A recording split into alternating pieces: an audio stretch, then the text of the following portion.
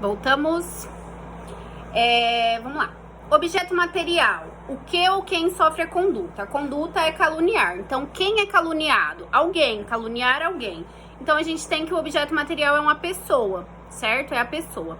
Objeto jurídico. Eu falei no início da aula, quando a gente começou a estudar o crime de calúnia, que é um crime contra a honra. Então, o objeto jurídico é a honra. Mas dentro da honra, a gente tem a honra objetiva e a honra subjetiva.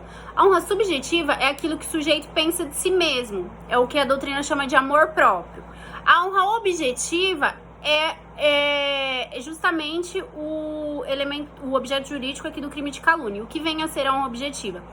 É o conceito que o agente entende que goza do seu meio social. Então, é o que os outros acham daquela pessoa, entendeu? É o que é protegido aqui é o conceito que a pessoa tem na sociedade, não por ela mesma, que ela acha de si mesma. Seria nesse sentido, a honra objetiva e a honra subjetiva. Aqui na calúnia é a honra objetiva, certo? Sujeito ativo e passivo a gente já viu. Quem estiver acompanhando no material aí que eu passei, tá bem explicadinho lá. E eu tô indo aí de acordo com o material. Consumação. Eu acabei de falar que é uma honra objetiva, né? Ele protege a honra objetiva, ou seja, aquilo que as pessoas acham da pessoa, do sujeito. O conceito que a pessoa acha que goza na sociedade. Então, quando vai se consumar? Quando o terceiro ficar sabendo. A gente não tá falando aqui do meio social, então é quando o terceiro ficar sabendo aí dessa conduta. Então, a consumação da calúnia se dá quando um terceiro, que não o sujeito passivo, é óbvio, né? Toma conhecimento da imputação falsa de fato definido como crime. Tentativa. Depende do meio, é admissível, depende do meio, não é. A calúnia oral, ela não é admissível uma tentativa. Não consigo visualizar uma tentativa de uma pessoa que ia falar e não falou, não foi crime, né? Então, não consigo visualizar uma tentativa. Já a calúnia por escrito, a gente consegue visualizar o iter criminis, consegue visualizar que ele é plurissubsistente e, consequentemente, a gente consegue visualizar uma tentativa. É possível uma tentativa. Imagine aí que eu fiz o texto, imprimi e no momento que eu ia distribuir, né, esse folhetim com essas calúnias, eu fui impedido. Então, por causa alheia à minha vontade, aí eu não consegui proferir, não consegui ofender aí a honra objetiva de alguém. Beleza? Elemento subjetivo, a gente já falou, é o dolo. O parágrafo primeiro, gente, ele pune aquele que propala ou divulga a informação sabendo falsa, certo? Então, eu cometo o crime do caput e a Ana Carolina Tachino, sabendo que é uma imputação falsa, propaga, divulga, enfim. Então, ela também vai responder. Propala, também vai responder, beleza? Vamos lá.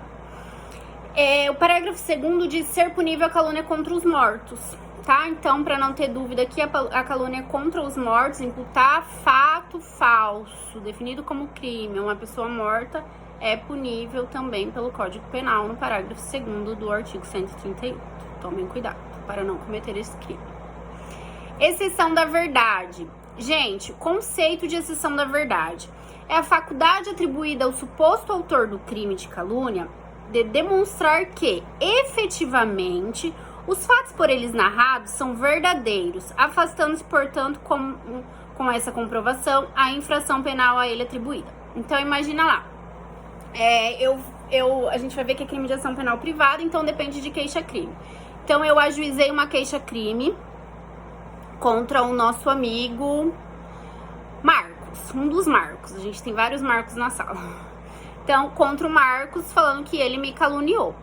O Marcos vem na resposta dele e alega exceção da verdade, certo? Ele oferece exceção da verdade. Fala, não, mas realmente a Rafaela cometeu esse delito, foi assim. Então, essa é a exceção da verdade. Então, em regra, ela é cabível na calúnia, mas teremos as exceções que logo mais veremos. Então, o momento é na resposta do réu, certo? Ou quando a exceção da verdade for oferecida...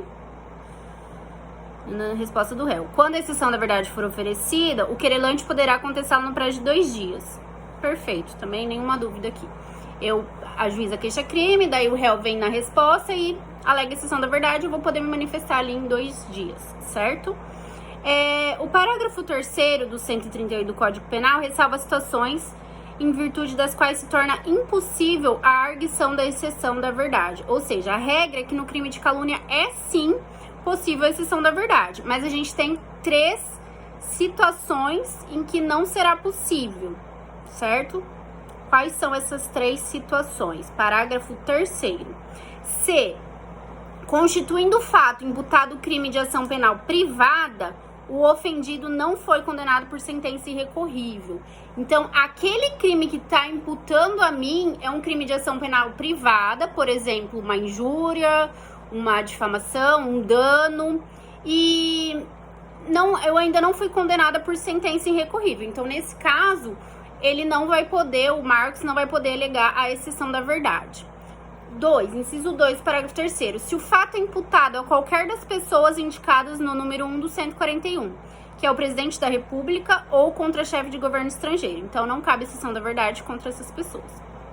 Se do crime imputado, embora de ação pública, o ofendido foi absolvido por sentença irrecorrível. Então, foi absolvido, já transitou em julgado a sentença, não há que se falar em exceção da verdade, porque já foi discutida a matéria, beleza?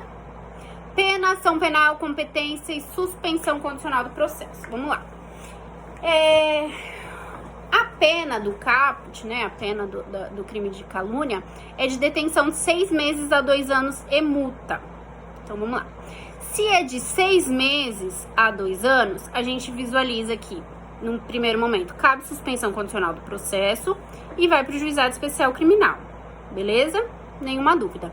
É de ação penal privada. E onde vai estar isso? Isso vai estar, salvo engano, no 145. Deixa eu achar aqui para vocês. Onde vai estar falando que ele é de ação penal privada. Que eu falei para vocês que a regra é que os crimes sejam de ação penal pública incondicionada. Quando for diferente disso, o próprio artigo ou o próprio título ali, capítulo, vai trazer, né? Então, para esse crime de calúnia ser de ação penal privada, vai estar ali no artigo. Deixa eu achar pra vocês só qual o artigo que tá trazendo essa informação pra gente, tá? Só um minutinho. Vamos lá. Ai, parece que quando alguém tá esperando, a gente fica nervosa e não acha. Onde eu tô, meu Deus? Aqui, calinha.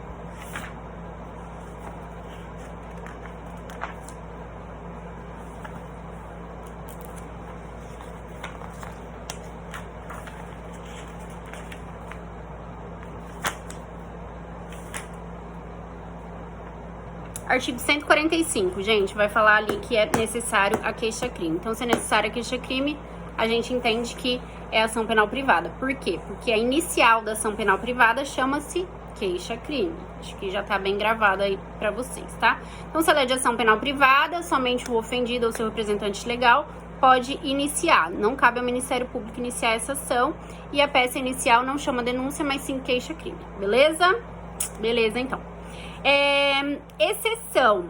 A ação será pública condicionada à requisição do ministro da Justiça quando o delito for praticado contra o presidente da República ou chefe do governo estrangeiro, ou ainda vai ser condicionada à representação do ofendido quando for crime cometido contra funcionário público em razões das suas funções. Então, essas são as duas exceções em que o crime de calúnia não vai ser de ação penal privada. Súmula 714 do STF diz o seguinte: é concorrente à legitimidade do ofendido, mediante queixa e do Ministério Público, condicionada à representação do ofendido, para ação penal por crime contra a honra de servidor em razão do exercício de suas funções. Beleza? O artigo 141, gente, ele vai trazer causa de aumento de pena para os 3 delitos, tanto para injúria, difamação e calúnia. Calúnia, difamação e injúria, que é 108, 139 e 140. Diz o seguinte: as penas combinadas neste capítulo aumentam-se de 1/3 se qualquer dos crimes é cometido. Inciso 1, contra o presidente da República ou contra o chefe de governo estrangeiro, contra o funcionário público em razão de suas funções, na presença de várias pessoas ou por meio que facilite a divulgação da calúnia, difamação ou injúria, contra pessoa maior de 60 anos ou portadora de deficiência, exceto no caso de injúria, porque a gente vai ver que no caso de injúria já tem essa causa de aumento de pena, então pelo princípio da especialidade aplica lá na injúria e não aqui o 141. Parágrafo 1º. Se o crime é cometido mediante pago ou promessa de recompensa, aplica-se a pena em dobro. Então, a gente tem essas causas de aumento de pena aplicáveis para os 3 crimes, 1/3, as 4 primeiras hipóteses que eu li para vocês, e metade, em dobro, se o crime é mediante pago ou promessa de recompensa. Uma observação, gente, pra gente finalizar o crime de calúnia, bem rapidinho, bem simples. Se a calúnia for proferida na propaganda eleitoral ou com fins eleitorais, o fato se amoldará, em virtude do princípio da especialidade, ao artigo 324 do Código Eleitoral, e tá no material aí de vocês. Então, uma calúnia praticada numa propaganda eleitoral ou com fins eleitorais, que quase não acontece, né, em época de eleição, ela não vai ser aqui o crime do Código Penal, mas sim do Código Eleitoral, diante do princípio da especialidade. Beleza? Vamos partir, então, para o crime de difamação previsto no artigo 139 do Código Penal. Aí eu vou falar do artigo 139 pra gente encerrar essa aula, e depois vai ficar somente o crime de injúria para a próxima aula, tá? Dos crimes contra a honra, claro que a gente tem ainda vários crimes aí pra ver. Artigo 139. Difamar alguém imputando-lhe fato ofensivo à sua reputação. Pena, detenção de 3 meses a 1 ano e multa. A exceção da verdade somente se admite se o ofendido é funcionário público e a ofensa é relativa ao exercício de suas funções.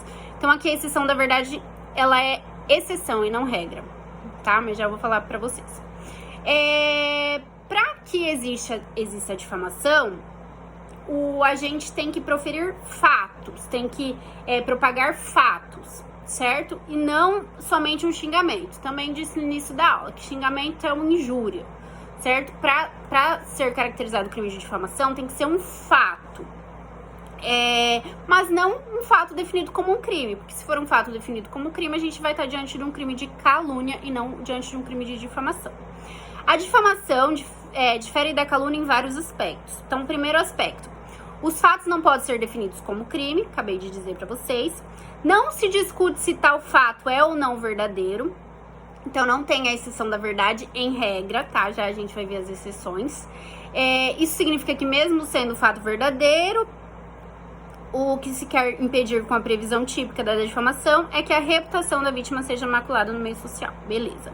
Para que se configure a difamação, deve existir a imputação de fatos determinados, sejam eles falsos ou verdadeiros, a pessoa determinada ou determinadas que tenha por finalidade macular sua reputação, vale dizer a honra objetiva.